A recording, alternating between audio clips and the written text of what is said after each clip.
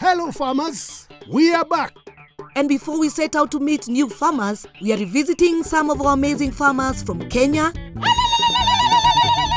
Uganda, Welcome to Shamba, Uganda, and Zambia. Munda Makeover. As the new planting season begins, let's look at what to consider before planting a new crop. and how to adjust to the changing climate.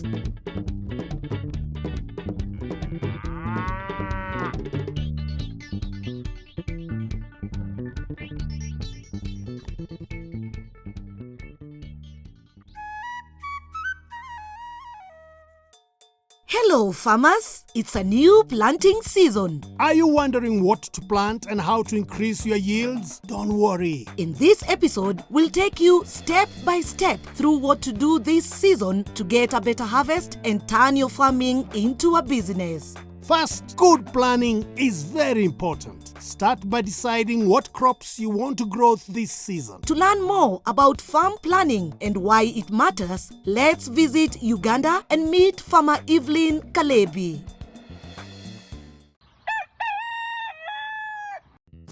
Evelyn Kalebi is a hard-working farmer that owns a 5-acre farm. In her farm, she grows mangoes, coffee, bananas, and rears some cows. Taking a closer look at her farm, we notice one thing, that the farm isn't planned well. The coffee is in the bananas. The mangoes are everywhere. But we have a fix for this. That's why we have called in John Wense, an agribusiness specialist, to guide Evelyn in proper farm planning and business management. Let's join Frob in Uganda to learn more. John, Yes, sir. you walked around, Yeah. you inspected our farm. Yeah. How can Evelyn turn this project into a business? Evelyn, Yes, please. when you were beginning this project, what were your objectives? What do you want? Tell us a little bit, such that we begin from there. The aim was to plant something that can bring in profits for me, Okay. so that I don't just spend money without bringing in anything. Okay. To turn this project into business, you will need a farm business plan. And basically, a farm business plan has key 3 components. One will be enterprise selection. So number 1 step when we are selecting the enterprise, Evelyn, is you have to first think deeply. Does this crop suit the environment around? Then 2, determine the availability of the market. For example, banana. Where will you sell the banana? If it is coffee, who is going to buy your coffee? Then 3, you look at the profitability of these enterprises. So for instance, if you had 400 stools of banana, Bananas, yes. and you were able to sell 2 bunches from each stool, which means in a year you are able to sell 800 bunches. If you sold 800 bunches at 20,000, you're able to get 16 million. Yeah, you can see that is very good money. So if you get 16 million, then you subtract the expenditure, the costs you have incurred, and you are able to remain with some reasonable amount of what? Of money. Now the next thing is, where am I going to locate these Those enterprises? enterprises, So yes. you will need a farm layout. We want to utilize the resources we have efficiently. You have to arrange your enterprises in order so that if you move from one enterprise, you quickly switch to the next one, to the next one, such that you don't waste much time coming up, going down. Climbing the hill. Having a farm layout also helps with crop rotation. By planning ahead, you'll know which crops will rotate in which area in the coming seasons. This makes the process more organized and efficient. Now that we have our farm plan, let's move to the next step. Remember, soil is the heart of every farm. To get a good harvest, you need to take care of your soil. And the first step is by doing a soil test. Let's travel to Kenya to see how a soil test is done and understand why it's important. When people get sick, they go to the hospital, get tested, and get treatment. It's no different with our soil. If you want better yield, then soil testing is very, very important. Anthony Nandunga, daktari wa udongo from Crop Nuts, came to Edith and Zakayo's farm a week ago to take soil samples for testing, and is here with the results for their maize crop. We have the soil doctor here, Anthony. Yes. What are the results? The phosphorus level were too low. When we come to the total nitrogen, was as well low. When planting, we recommended that Zakayo should use diammonium phosphate, that is DAP, at a rate of 35 kg per acre. Plants need phosphorus in the soil to grow healthy roots and nitrogen for healthy leaves. Maize needs phosphorus in the soil to grow healthy roots and nitrogen for healthy leaves. On top of the usual 50 kilograms of DAP needed by maize, Zakayo should add 35 kilograms in order to make up for the lack of phosphorus. That means he will use a total of 85 kilograms of DAP. And when it comes to top dressing, we recommended urea, and that is 20 kilos per acre. I've been using more than that, but the yield is Still not the good. same or not improving. Yeah. Overusing doesn't necessarily mean that the farmer is going to get more when it comes to harvesting. One thing with the excessive use of fertilizer, it interlocks the nutrients available for that particular crop to absorb it. Yes. Using too much fertilizer can give you less yield. This is because it makes the soil acidic or alkaline, changing the nutrients into a form that plants cannot absorb. Nutrients are most available to plants if the soil pH is neutral, between 5.5 and 7.5. So, doing a soil test will tell you exactly what nutrients your soil needs and the right amount of fertilizer to add for each crop you're growing. So, are we clear? We know what's ailing our soil? Yes, And ma'am. we have the solution? Yeah, now we know. Coming up after the break, we'll learn how to make good compost and how to choose the right seeds for planting.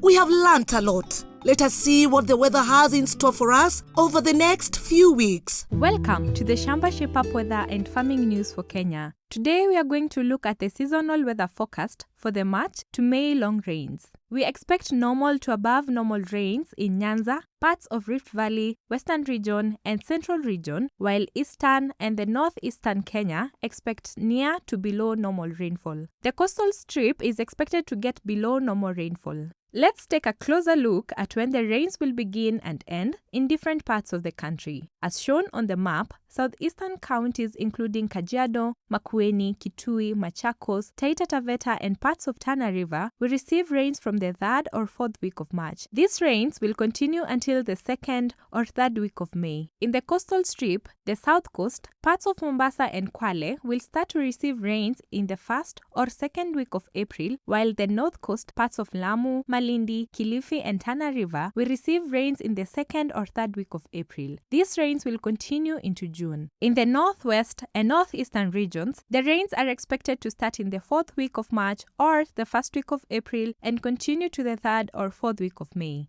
This includes Garissa, Wajir, Mandera, Isiolo, Samburu, Marsabit and Turkana. Central Kenya expects rains to start between the 2nd or 3rd week of March and continue until the last 2 weeks of May. This includes the counties of Nyandarua, Nyeri, Kirinyaga, Murang'a, Meru, Embu, Nairobi and Kiambu. In the Rift Valley, Western and Nyanza regions, the current rains are likely to continue into June. This cuts across Narok, Nakuru, Baringo, Laikipia, Elgeyo Marakwet, West Pokot, Uasin Gishu, Nandi, Trans Nzoia, Bomet, Kericho to Busia, Kakamega, Vihiga, Homa Bay, Nyamira, Kisii and Migori. Farmers, now is the time to prepare your land and choose the right certified seeds for your area depending on the amount of rainfall expected. Call or SMS Shamba to find out the best variety for your area. Apply compost manure on your farm as you prepare to plant. Remember, good compost is made from a mix of plant materials and animal waste. If you have not done a soil test on your farm in the last 3 years, now is the time. A soil test will help you know what is missing and the right fertilizers for your crops. Improve your soil health through crop rotation, minimum tillage, and mulching. If you'd like a more detailed weather forecast for your area, get in touch with Shamba. Call us on 0711 082 606. See you next week on the Shamba Shape Up Farming News for Kenya.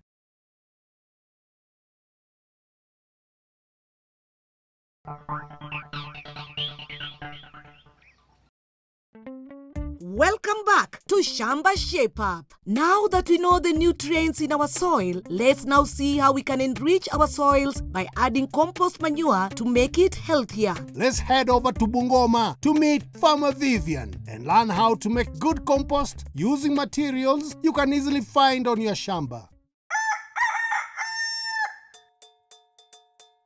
For Vivian's passion fruits to thrive, one of the recommendations is to use good compost. We have invited agricultural advisor Flora Ajuera to teach Vivian how to make the best compost using materials on her Shamba. Tell us, why should farmers use compost? Compost comes in to first rectify soil acidity, and it also improves the nutrients in the soil. Today, I would want to show Vivian how to make the heap compost. So Vivian, this is a heap compost. Yes, it is. Did you make it yourself? No, I bought it. So a farmer can also buy the heap compost. Yes, Vivian is just benefiting from the neighbors who've been trained, and so they are selling. Do you think you have the materials in your Shamba to make heap compost? Maybe if we do banana cuttings, we chop the stems, we throw them at the compost. If we cut vegetables, some of stuff like that. Mm-hmm. I believe that you grow maize. Yes, I do. And within your farm, you can also get grass. Yes, sir. The weeds that you get from the farms, you can let them wither, and then they also become part of your compost. Compost is so cheap to make because you can use plants already growing and have on your Shamba. All these contain nutrients which can be recycled back into the soil. Ash has additional nutrients that will enrich your compost, like potassium, like phosphorus. We are going to use topsoil. Cow dung has microorganisms that you will require to decompose all the materials that you will put in your compost. We're going to use water, so that water will bring the moisture to decompose your materials. Avoid plastics as they will stop airflow. No bones and no oily or cooked food, as this can bring bad bacteria to your compost. So, how do we make heap compost? First, identify your site. Somewhere shady, well drained, and not likely to be flooded. The base must be earth, not concrete. Measure 1 meter by 1 meter with 4 posts to help contain your compost. Loosen the soil so your compost can interact with the soil underneath. The first layer is dry twigs to help airflow and drainage of your compost. Then sprinkle some water on top.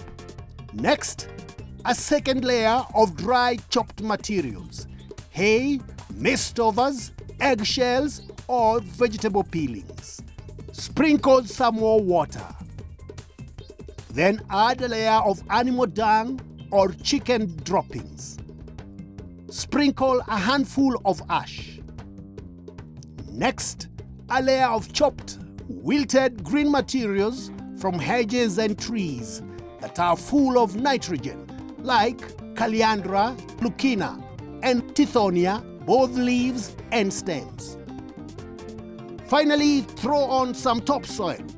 This will help the materials to decompose. Once your first step of layers is complete, you can repeat with as many layers as you have materials for. But don't make it so high that you can't turn it easily. Then cover with dry grass to prevent the nutrients from escaping.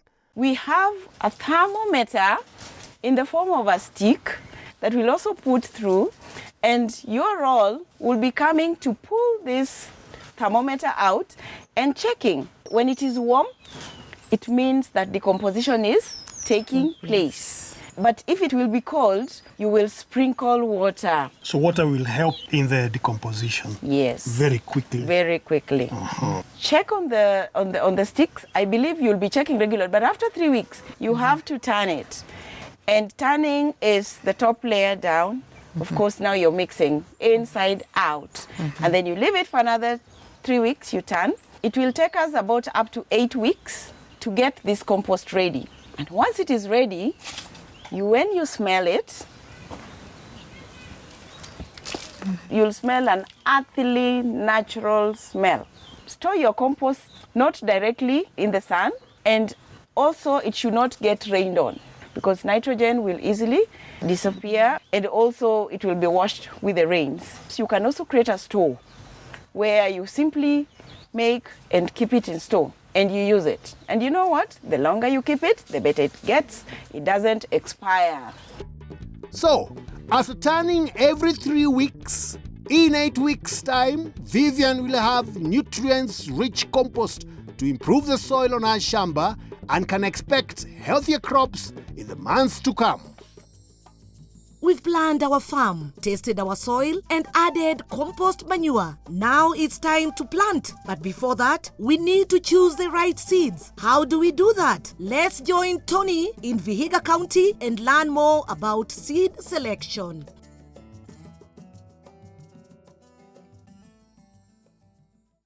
With the changing climate, beans are a good crop as they are fast maturing and are a source of proteins and good income earner. We have called in Diana Atieno from Bubai to help Celestine learn more about beans and their potential. So, have you grown beans before? Yes. How were the results? Somehow good, not very. Why did you decide on growing beans? For my home consumption. And where did you get your seeds from? Open markets. Open market? Yeah. Aha. So Diana, thanks for being here. Asante sana. Yeah, we need to move our farmer from being a domestic consumer of beans into business. How do we start her off? What's the first thing that a farmer should consider when starting to plant beans? So I've heard that you produced beans before, but what you've been doing, you go to the market, you buy the normal seed from the market. Yeah. We don't call it seed. We call it just a certified informal market seed. Yeah. Yes. So one of the things, the importance of certified seeds, Celestine, would be one, it's pure. It doesn't have any mixed other varieties. So when you're planting that and you go and produce it, of course, when you get it to the market later on when it's ready, the consumers will appreciate it because it's not all mixed up. Another thing is also it's high yielding because it's more improved now. It's really bred nicely. Now the varieties that we have us as Bubai are bred by scientists from Calro. So these are very well-bred varieties whereby now the farmer is assured of the yielding because they have been improved from the previous varieties. And then when you look at that also, the resistance comes in. So when you're using certified seed also, you're very, very assured that it's resistant towards any diseases that might come when it's too much rains, or maybe when it's less rains, they can also have some other disease that can attack it. So now, Celestine, how big was the land that you have planted beans? 1 acre. 1 acre? Yeah. How was the harvest? How many bags did you get from 1 acre? Unfortunately, 1.5 bags. 1.5 bags from 1 acre of how many kilos? 90 kilos. Was that good from 1 acre? I would say that is very, very poor, unfortunately. When it comes now to certified seed, the potential of certified seed, Celestine, it will take you from 1.5 bags to about 8 to 12 bags per acre. So you can imagine the difference in that, because now it means whatever you only produced, 1.5 bags was only enough for you to eat. But when you have 8 bags to 12 bags, you can sell the rest and eat some of it. So it's giving you money back, you see. Do our friends from Zambia also do seed selection before planting? Nixon, a farmer in Zambia, has been struggling with his maize. He hasn't been getting a good yield.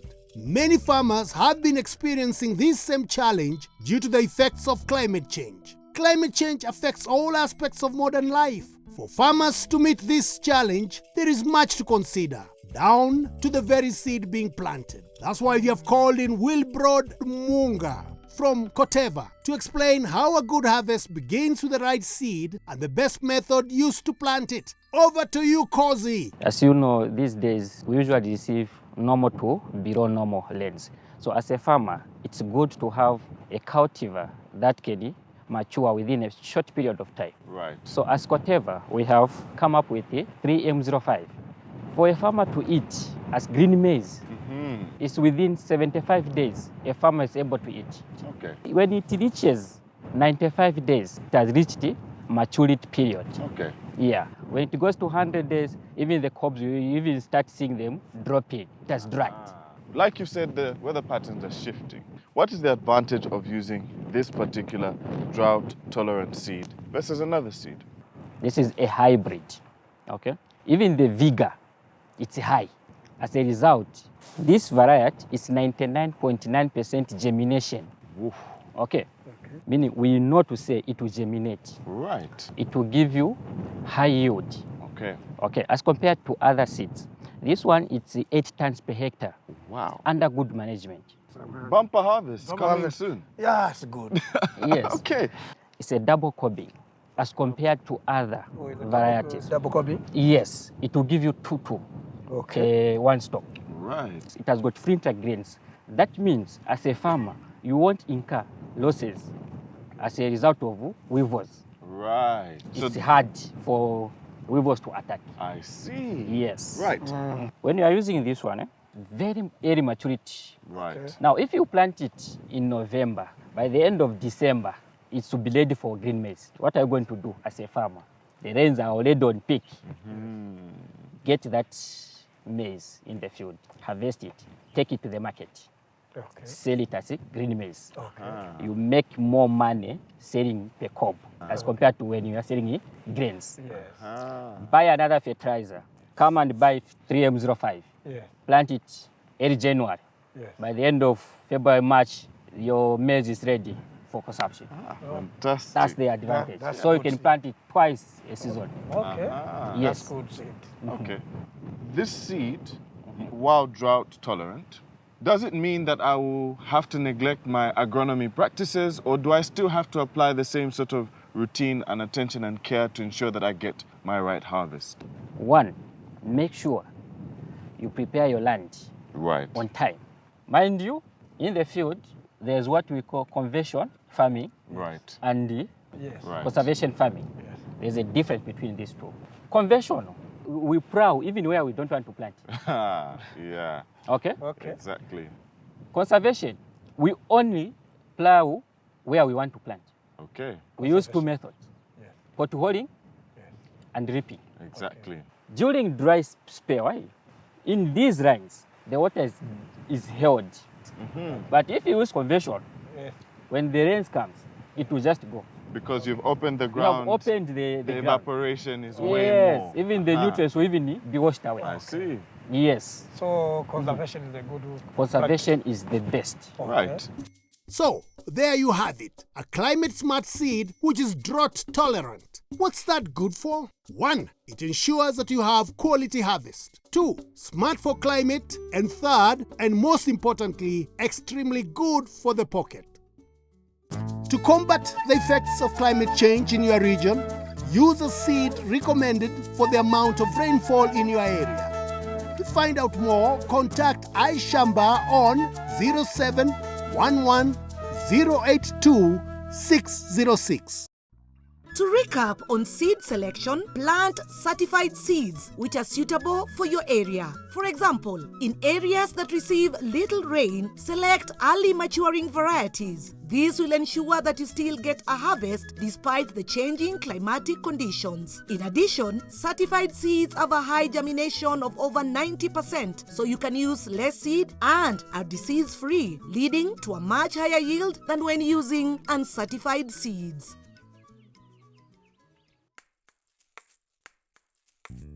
That's all we have for you today. We hope you've learned a lot.